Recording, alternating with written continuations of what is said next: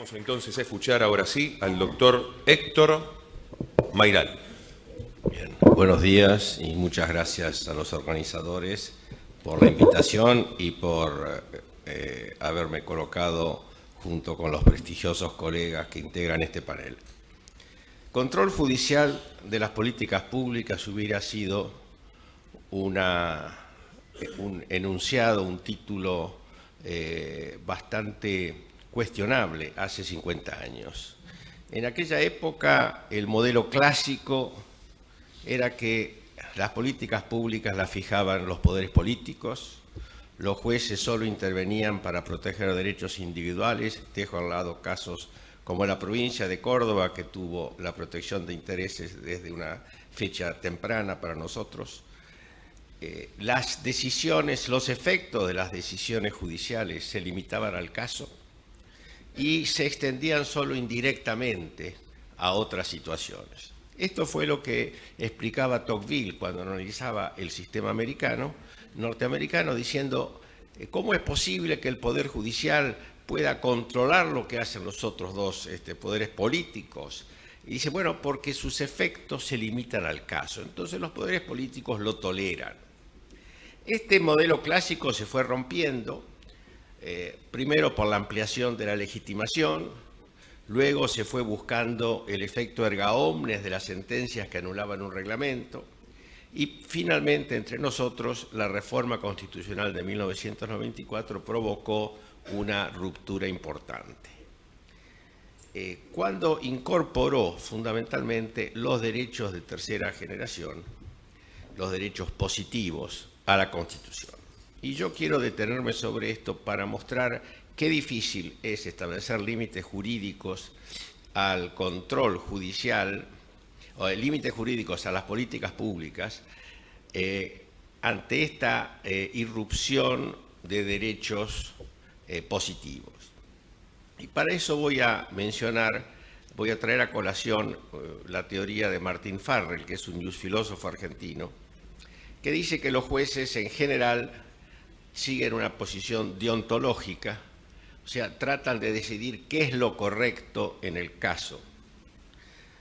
Pero en situaciones excepcionales pueden adoptar un criterio consecuencialista, o sea, tratan de determinar qué es lo bueno. Según él, ante la presencia de un derecho, el juez debe defender ese derecho y debe sacrificar lo bueno a lo correcto. Por ejemplo, si un propietario de una casa que no está ocupada tiene intrusos, el juez debe hacer evacuar esos intrusos porque es lo correcto defender el derecho de propiedad, aunque lo bueno quizás a corto plazo sería que los intrusos puedan quedar, especialmente si se trata de familias de escasos recursos. Ahora bien, cuando se enfrenta un derecho, cuando un derecho se enfrenta a la utilidad, el juez debe preferir el derecho. Pero cuando el derecho se enfrenta a otro derecho, allí el juez puede seguir criterios de utilidad.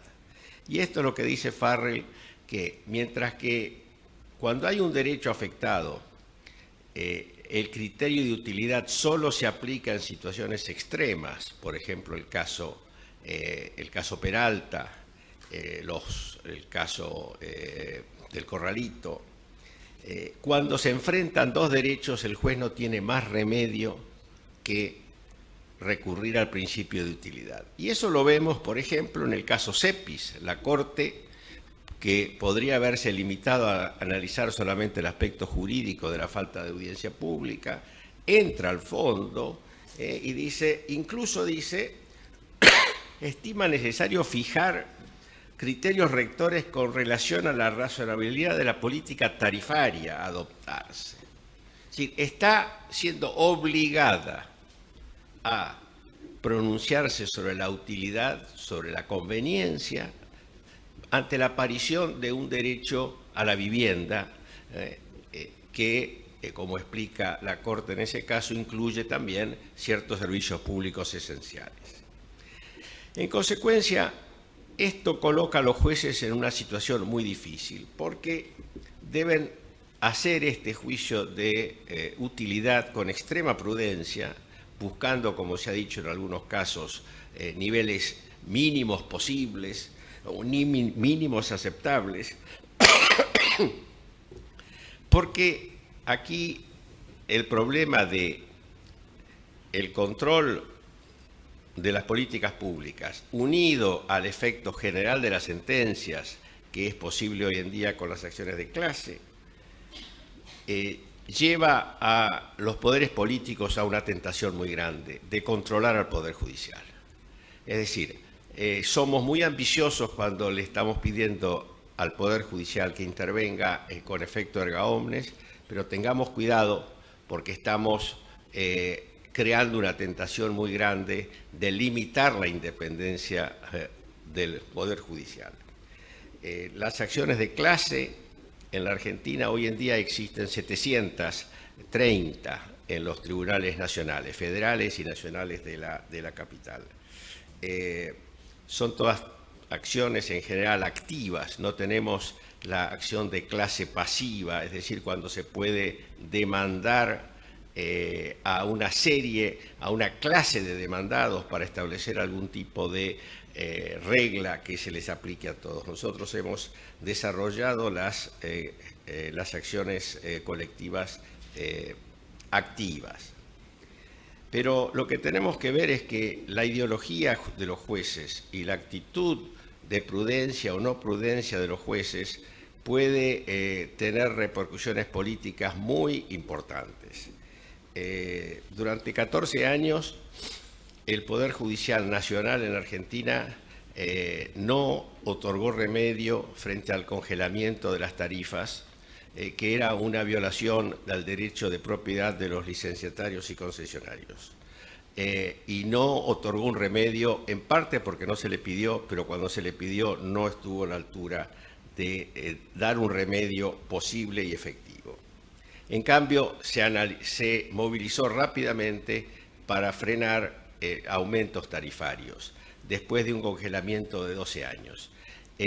¿A qué se debe esto? Y se debe justamente a la existencia de derechos contrapuestos debido a la incorporación constitucional de los derechos positivos.